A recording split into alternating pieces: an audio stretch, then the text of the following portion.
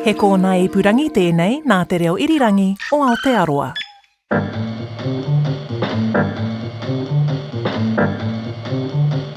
Kia ora and welcome to Context. I'm Corin Dan. And I'm Guyon Espiner. Now, context is the backstory, the history to the front page stories that are making news today. So it provides a bit of that, the backstory, if you like. But there's a catch, isn't there, Corin? Yeah, there is a catch. Only one of us, and it's me this week, knows what the topic is and has done the research. That's right. And let me tell you, I've been looking forward to what you've got for me. Whether you're going to take revenge on me with a strange niche subject. I think you'll like this one. I think there's speaking of long shadows, I just think this one is about as long as it gets for New Zealand, and we are looking at the politics of the pension. We are looking at superannuation today. Great. And the reason why we are looking at superannuation is because this guy, a certain Mr. Winston Peters, said this at his recent conference. KiwiSaver is going to be reformed. KiwiSaver will become compulsory.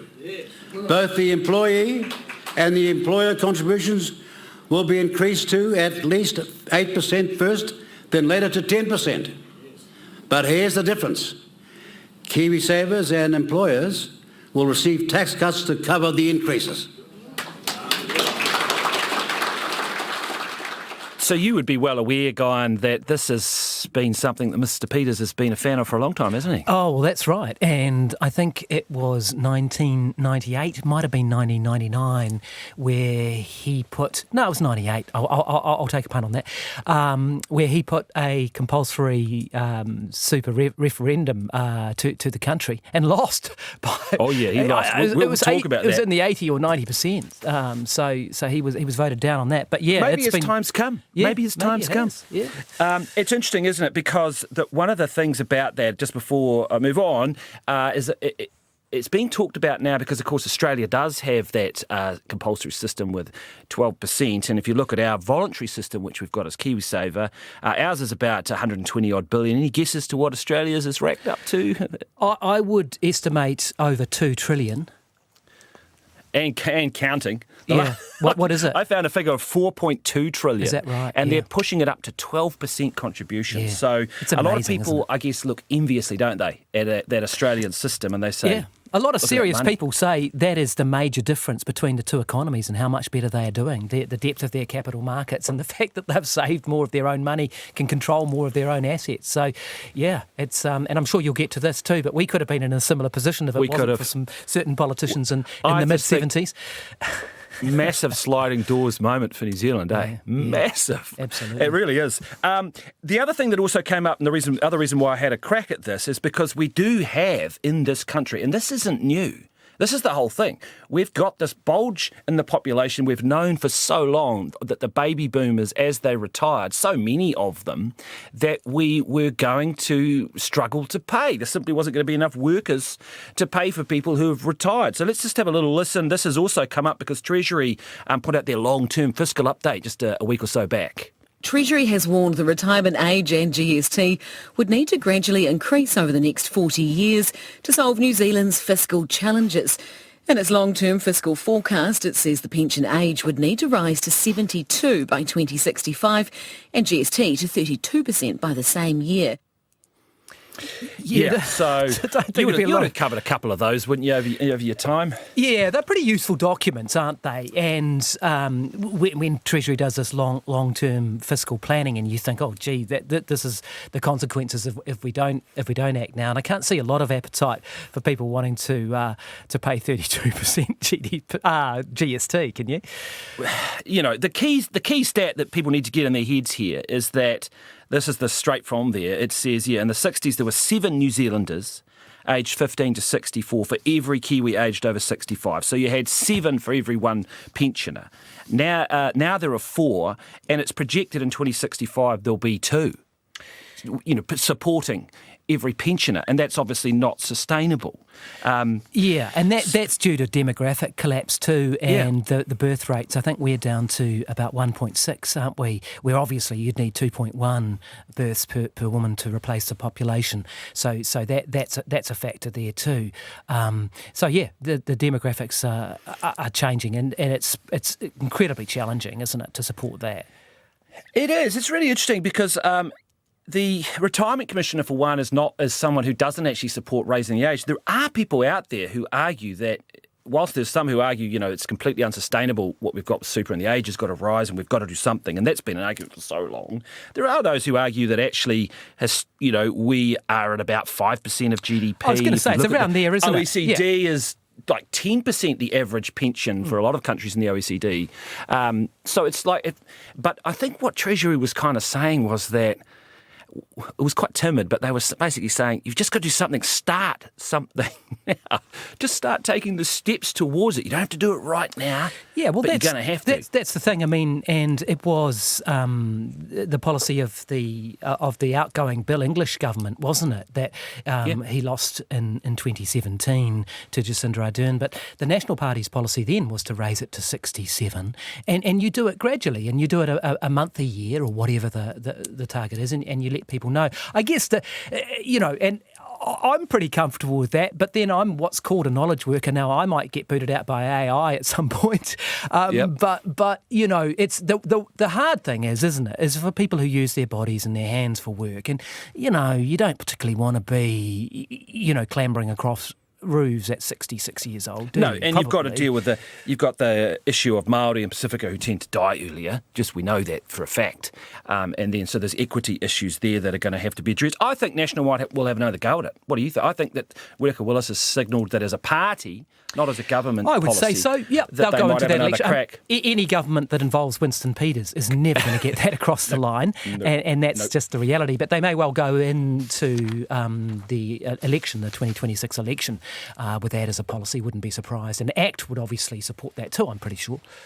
I mean, this is part of the theme that I want to... It's just the politics of this thing. I don't think there's a bigger political football in New Zealand than super, and maybe capital gains tax is the only other one. What do you call it? Third rail issue, Is that the term? It means that if you touch it, you die. Basically. The political suicide thing. And we have seen, I'm sure you'll go through some of them, but once you try to means test it, the surcharge, no ifs, no buts, no maybes, Jim Bolger, many other politicians have run foul of this. And, and Jenny Shipley herself reducing the floor of superannuation in the late 90s. In other words, what it would be set at. Do you have a floor? They honestly, in trying to research this, looking at all the attempts during the 90s to muck around with floors and ceilings all the rest of it. Oh my God. I'm into this. Let's go back and have a little. Where did it all start? Okay, so let's start with the Seddon government.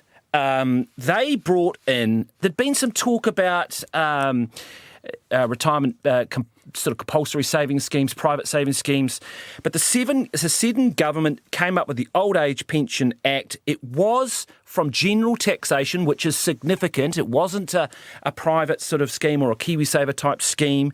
It was from general taxation, and despite the fact that a lot of people felt that old people, it was charity, you shouldn't be giving money to old people, they should be looking after themselves, they came up with this pension. It only covered about a third of the average wage. Let's just have a little listen to the preamble of the bill. Whereas it is equitable that deserving persons who, during the prime of their life, have helped to bear the public burdens of this colony by the payment of taxes and to open up its resources by their labour and skill, should receive from the colony a pension in their old age. So there you go. We were actually one of the first. I think Germany had a go at it, but that was probably the first from general taxation. Now, I've got a couple of questions for you. How universal do you think this was in terms of who was included? Any guesses? Any guesses for who might have been excluded? Well, the usual groups, probably women. I don't know. Well, no, women were in. Oh, they were in? Women were in, yep. People who didn't own land, probably?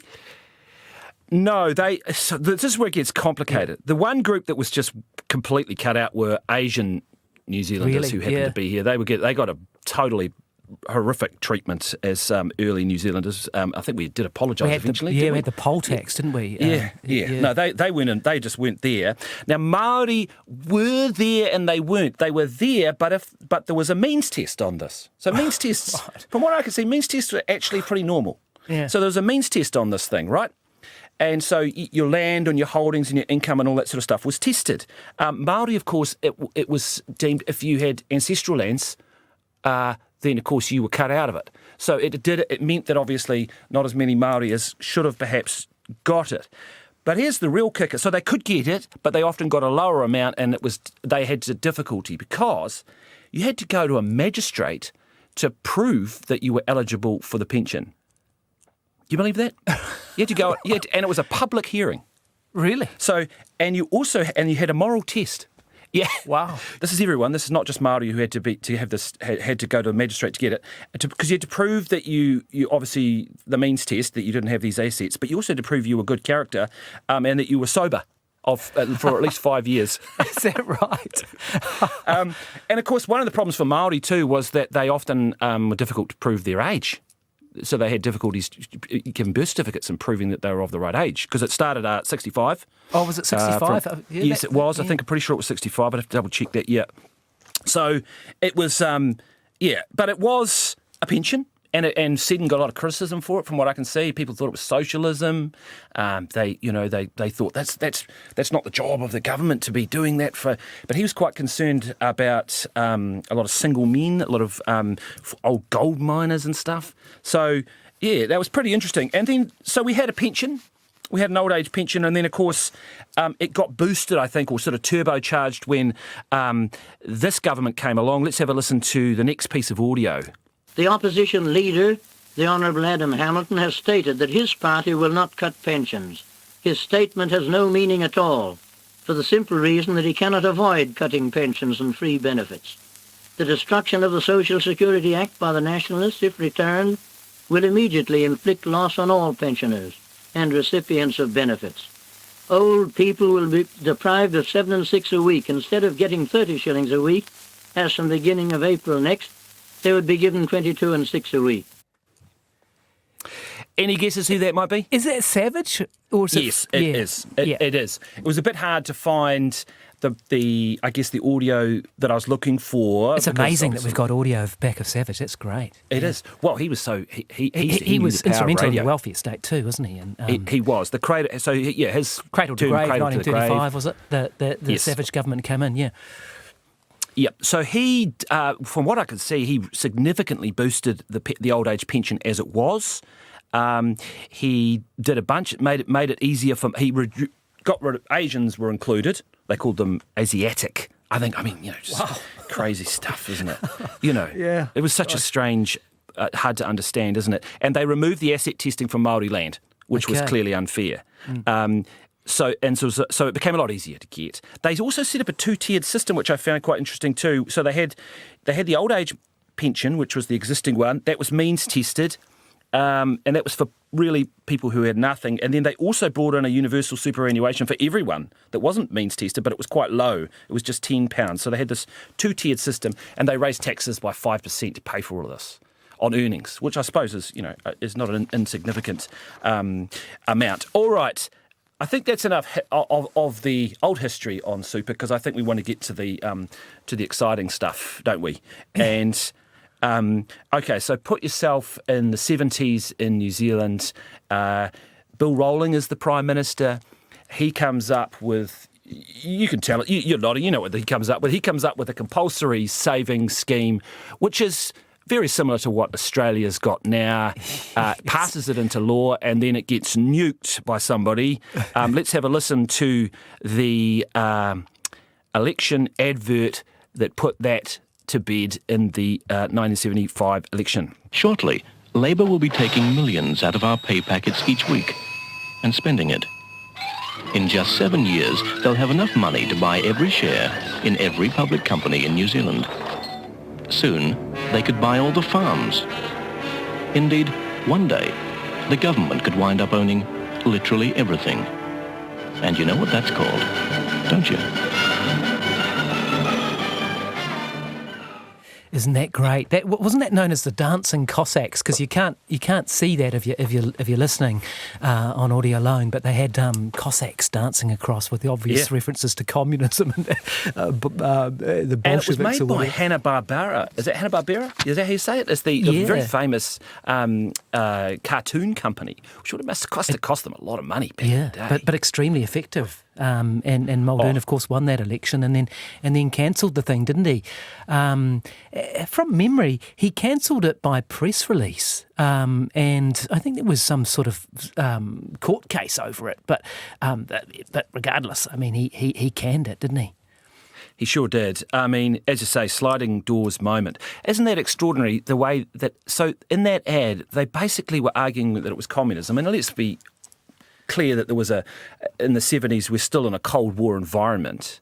And, there's a lot of fear and, talk about communism and the threat of communism, all sort of stuff. But this idea that if we had this giant pool of funds and a Kiwi, all of our money, that the government is somehow going to buy all the companies in New Zealand and therefore it'll be communism?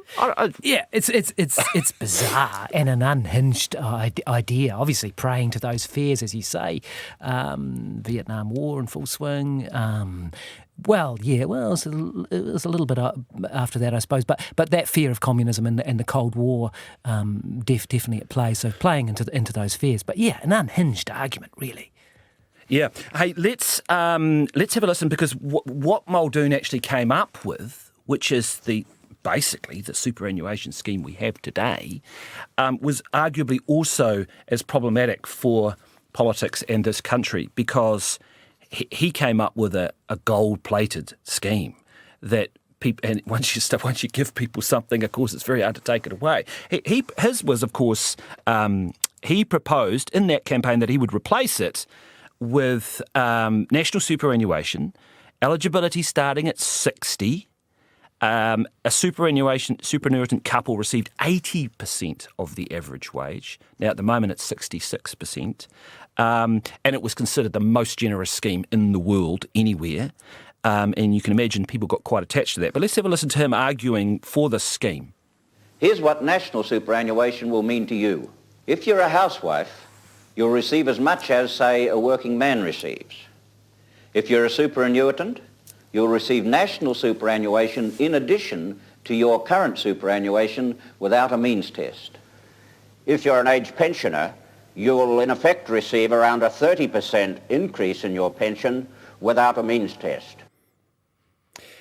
It's amazing, isn't it? That promise and that... Basically, from what my research suggests, for the next 20 or 30 years, every government, red or blue or whoever else, was trying to roll out of that, trying to get out of it. They couldn't afford it. The fiscal cost of it is extraordinary, isn't it? So that was 60. I think, would it have been the Bolger government of the 90s that increased it to 65? Because, yes. And they did that reasonably well, to be honest. Like, it was a reasonably quick phase in, about 10 years or so. It went, and without too much, from what I can see, too much angst.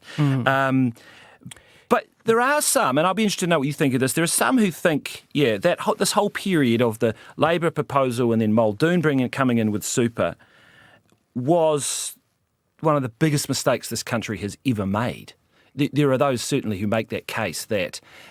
because they look at Australia and they see so Australia has obviously compulsory super scheme as well as a pension, but that because they've got that compulsory super scheme with a means-tested pension, they don't have the same burden on with the bulging population, and they've got this big pool of capital which they can invest in and fly around. So there are, I don't know. I mean, a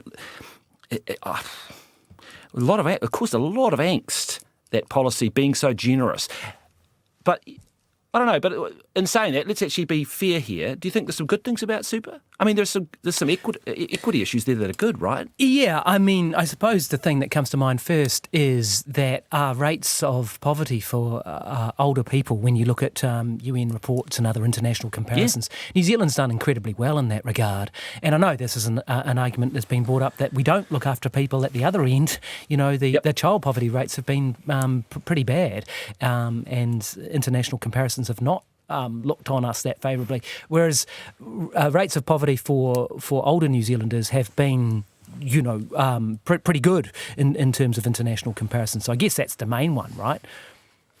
I think so, and you heard Muldoon say there rightly. I mean, there'll be women, there'll be others who just simply wouldn't have been able to save enough, who would have been disadvantaged by a more of a compulsory saving scheme, although I'm sure there would have been some mechanism of topping people up to make it more equitable over the long term. You'd have to have the two-tier system, seems like the only way you can go. But what surprises me, of course, was that there was no means testing. And it does seem like means testing is a term, again, that is third rail in this country. Yeah, well, famously, Jim Bolger was going to get rid of this surcharge, wasn't he? And he was. No ifs, no buts, no maybes. And then when they got in the 90s, BNZ collapse, of course, real problems, they had recession, mother of all budgets and all that sort of thing. And so he had to sort of U-turn on that, which was controversial. I mean, this bedevilled National right through that period of the 1990s, because indeed when in late 1997 Jenny Shipley took over as Prime Minister, and they had the Asian economic crisis in the late 90s, and she had to felt that she had to fiddle with the pension as well, and they dropped what's called the floor of superannuation. You were talking before about how you set it. It's currently 66% of the average after average wage, if you like. Yep. And they set a metric for it. Now Jenny Shipley lowered that from memory to 60% of the average wage, along with a mini budget where they sold Contact Energy and cut $1 billion from government spending. So they felt they had to do all that sort of stuff. So, and that was controversial as well. Labor raised it back up to 65% of the average wage, and any government that Winston Peters has been part of has to keep it there as well. I knew when we got to the 90s you were going to be a mastermind on this stuff. This is good. This is perfect. So, because I think that let's talk about the no ifs, no buts, no maybes, and then because I think the surcharge is a really important thing in New Zealand political history. Let's first of all hear. So you've articulated this quite well. That was he acknowledges he said that. They campaigned to get rid of the surcharge, and then let's just explain what the surcharge is. So really it's means testing, but it was a tax on your other income. It was basically Labor, Roger Douglas in the 85, I think it was, trying to come up with a way to claw back this gold-plated super scheme, but not call it means testing. So you could argue it was a bit of political sort of, spin to try and make it, but they brought in the surcharge in 85. Bolger goes into the 90 election promising no ifs, no buts, no maybes. It's gone, and of course, and you got age, you got grey power, and you've got all these emerging superannuitant groups that are getting in on this. Let's have a listen to him actually defending the decision to increase the surcharge, which is what he did, not scrap it. Okay. Let's have a listen to Jim Bolger being grilled on this by Paul Holmes in 93, because he reneged on that promise. Can I have a look at how treacherous it must seem to many superannuitants your policies were? As soon as you got... Now, please listen to this. When you got elected, you imposed a freeze on super in the 1990 package, the December package. In the mother of all budgets, halfway through 91, you attempted to claw back 60 cents of every dollar of extra income over $80. Finally, later in 91, you settled on a tougher surcharge than Labor, despite the assurances the surcharge would go. Why should anybody regard any statement you make tonight with anything but cynicism? Well, can I say that when you're going to take off the surcharge, Paul, you have to, of course, have money. And if Labor spent the lot, you can't do it.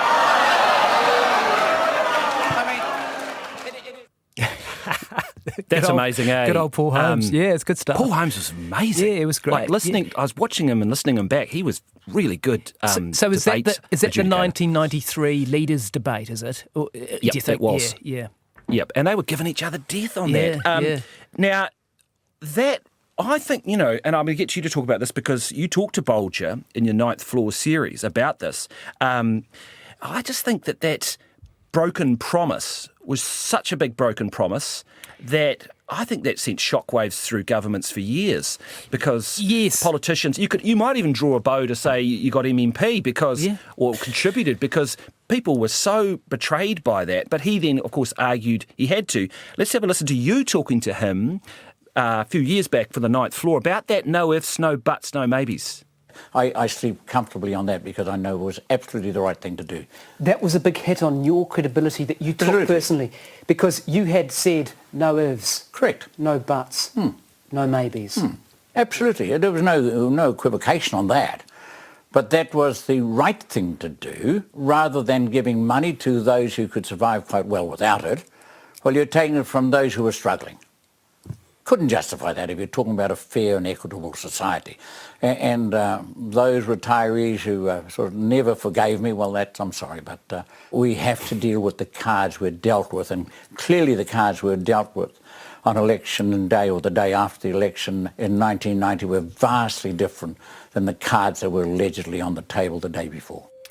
I mean, it's interesting listening back to that. To be fair to Jim Bolger and the incoming 1990 government, we didn't have the Fiscal Responsibility Act, which Ruth Richardson, as Finance Minister, I'm pretty sure, brought in until she was rolled in 1993. And you know how, and people listening to this will hear it still today, where the government comes in and says, oh, well, we didn't realise how bad things were. Nowadays, I think that that's pretty much bullshit. I mean, it's rubbish in that governments do, and the public, if they want to, can look at the Crown accounts month to month, and it's pretty detailed. It's pretty good. And you have There's a pre-election update. They have to give a pre-election update. Yeah, you have all those things. And the transparency in the New Zealand system is very, very good internationally. But back then, you didn't have that. And the big hit they took was the BNZ. You know, I mean, that was government owned at the time. It was basically bankrupt, and they had fiscal conditions a hell of a lot worse than they had thought. That David Cagle, who was the outgoing Labour finance minister who took over after Roger Douglas, I mean, had left conditions which they felt that they'd been ambushed on. So there is a certain degree of truth in that. But your major point of broken promises, yes, led to deep cynicism in New Zealand, and was, as people have listened to the show we did on MMP, one of the major factors that probably led to that electoral system. So yeah, it had big implications. Yes, indeed. And the politicians, of course, you know, they were getting it in the neck because of that, and neither side wanted to deal with the problem. So they came up with something which I think is pretty interesting. They had this thing, the Todd Task Force, an independent inquiry into superannuation, and then they came up with an accord. They did. They had which I'd forgotten about. Yeah, no, they had a superannuation accord, which was supposedly a bilateral or a multi-party accord that you signed up to. Yeah, that's right. 1993, political accord on superannuation, and it basically agreed there'd be no means testing, it would be universal entitlement from age 65, adjusted to living standards relative to wages. It was like mutually... It's mutual destruction, effectively, yeah. But so was the first breach of that considered the Shipley move to reduce the floor of superannuation down, you'll know this, but down to 60%, I'm pretty sure. I think so, although what I picked up was the fatal flaw in the accord, which was a certain Winston Peters did not sign up to it. Okay, right, okay. It Yeah. always goes back to this. Yeah, well, that's right. He didn't sign up to it. Yeah. And that's when things started fraying. I think I've read a few people say that maybe it would have been better if it was binding, because they did start. I think that you're right about the Shipley thing, but I think there was also Labour started, football started getting kicked. It was too tempting. I think they set a band as well, or they wanted a band of a floor and a top. And it gave a bit much room for people to make promises. But, of course, Winston didn't agree, and he obviously, the smart populist politician that he is, who's very good at predicting these things and riding waves into government, saw a path into government for 96, didn't he? And he campaigns on getting rid of the surcharge and a compulsory super scheme like the one he talked about just a few weeks ago. And lo and behold, he gets into government the surcharge is eventually gone, as you've alluded to with Jenny Shipley. She got rid of that. But let's have a listen, because he got his referendum. It was to be a referendum on compulsory super, which you also mentioned. Let's have a listen to an old mate of ours with an ad about that. The voting paper is simple. The question asks, do you support the proposed compulsory retirement savings scheme? A tick in the top box means yes, bottom box, no. But a warning from Jenny Shipley. If the scheme goes ahead, it may be altered. Look at Australia, 6 years into a compulsory scheme, hundreds of amendments since it was introduced. So I think it's wrong to say there won't be change with either scheme. There almost certainly will be change over time. That was wrong there. It wasn't an ad. It was Duncan Garner. That was Duncan doing Garner, his, that would be for One News, probably around 97, 98. And the interesting sort of, subtext to that was after Jenny Shipley had rolled Jim Bolger in late 97 and you're going into 1998, 99, the National Party were very upset that the various ructions in New Zealand First were sort of sucking out their oxygen, and they'd implanted Shipley really to sort of put New Zealand First back in its box. So, her sort of campaigning against the Winston Peters compulsory superannuation referendum question was sort of seen as a way to put him back in the box, and that was kind of politically where she was heading there at that point too. Yeah, and it got absolutely destroyed. Yeah, was it 90%? Any guesses on the number? Well, it was close to 90% against, I think. Yeah, bang on, 92%. Yep. I mean, it was a total and utter rejection. I think that, to be fair to Winston, Treasury sort of designed this compulsory scheme. They came up with it looked pretty complicated to me. Unions didn't like it. Business didn't like it. There was, I don't think he was up. He must have known pretty early on that it was going to be difficult. And then, of course, the surcharge was dropped, and so that was the end of that coalition government. Yeah, that's right. I mean, because that dissolved in August of 98. And that referendum must have been held outside an election too, which is kind of weird. I guess the other context for people about this, and we talked about it being a third rail issue and stuff, one of the things we haven't said, which it might be obvious to some people but maybe not to others, is that old people vote. They really do. Like, if you look at who votes in this country and you get to older New Zealanders, man, they turn out at the polls, 80, 90% of over 65-year-olds. I can't remember what the exact numbers are, but they vote, which means that any policy that affects them, you've got to, as a political party, really take notice of it, and which is possibly one of the reasons why the sector of our community has been looked after, right? Yeah, no, totally. What did Jim Morrison sing in 5 to 1? The song, the Doors song. They got the guns, we got the numbers. He was singing about the fact that there's teenagers in the 70s.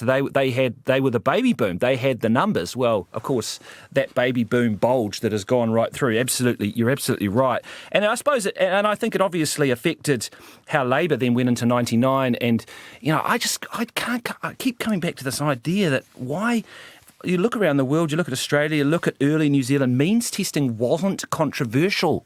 It almost seemed as though in the early days of New Zealand pension it would have been more controversial not to have means testing, to allow really wealthy New Zealanders to get the super. It seems bizarre. It seems strange. Yeah, and again, it was one of those hangover arguments that, means testing's too hard and it's too difficult and we might as well just have universality, which is where you give it to everyone because it's too complicated and you're just going to create too much work and it's not worth it. I mean, I would have thought too, in the days of AI, this argument surely has been completely demolished now, hasn't it? That it's somehow too difficult to work out who owns what and who earns what, and so you might as well just give it to everyone. I would have thought that is an argument that's difficult to sustain. The Retirement Commissioner sort of gently raised it in a recent report, but it sort of sunk like a stone, I think, from memory. Didn't get much pick-up or anything. I just think, I think the numbers are still, politicians still don't want to go there. And I thought, it was interesting to see, and so when Labour got into power in 99, they had a completely different approach, didn't they?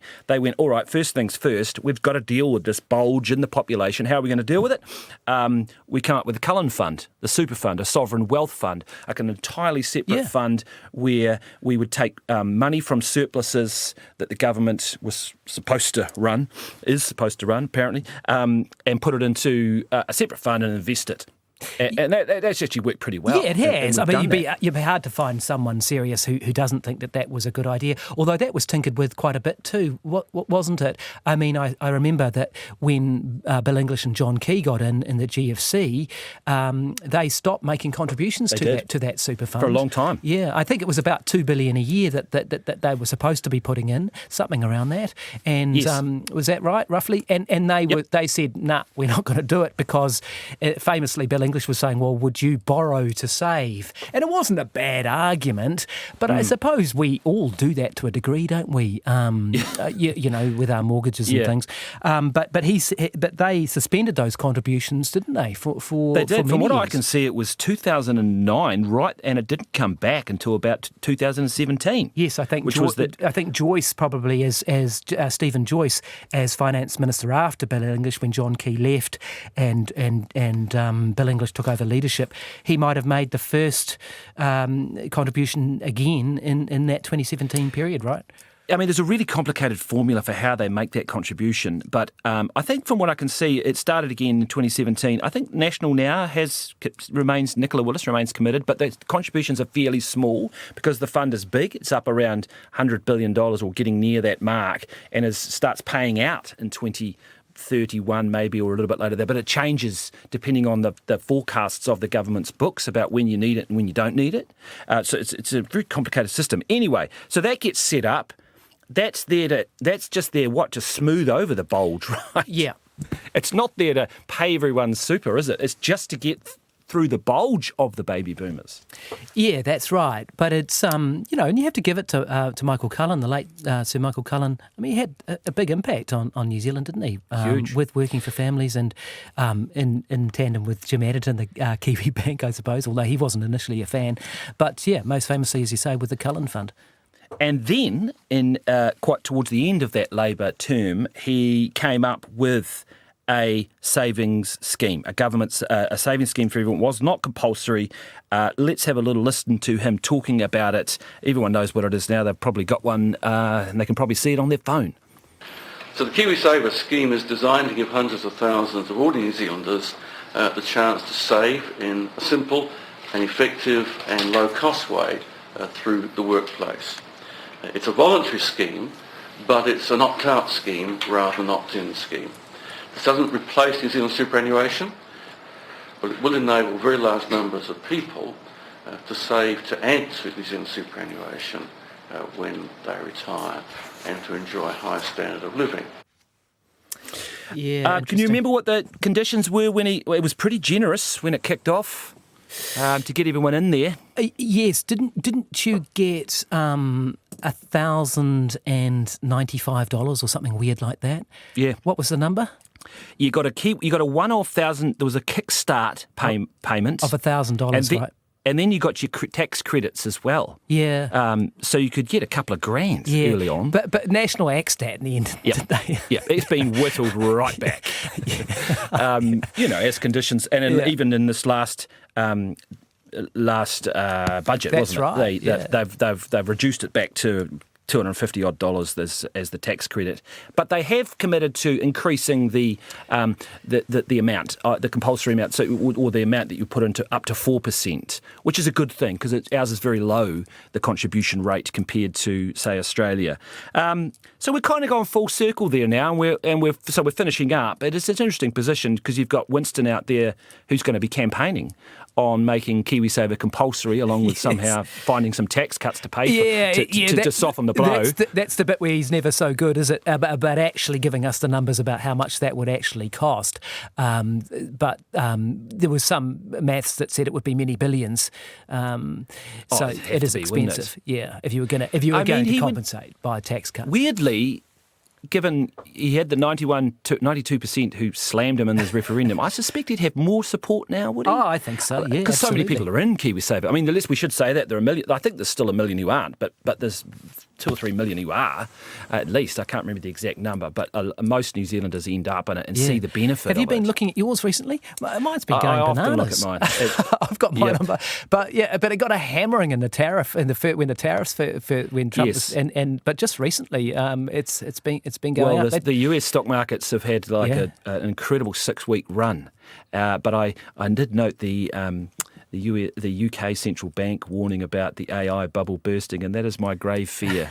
that and it's a real concern for New Zealand, I have to say, because if we're struggling to get into our recovery and we're slashing interest rates, and fingers crossed those orthodox tools do the job and people start spending and we get some growth because we need to get out of this cost of living crisis. You'd hate to get blindsided, wouldn't you, by an AI.com crash coming at you. We'll have to look at AI on Context at some point. We will. Hey, well, I think that's where we're going to have to leave it, but we've come full circle. Thank you very much for listening. That was Context for this week. We'll catch you again next week.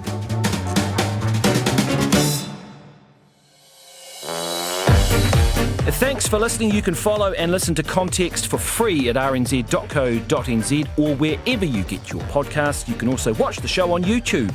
Just search for Context RNZ. If there's something in the news you want some context for, do flick us an email at context@rnz.co.nz. Context is hosted by Guyon Espiner and myself, Corin Dan. Our producers are Miranda Fisher and William Bray.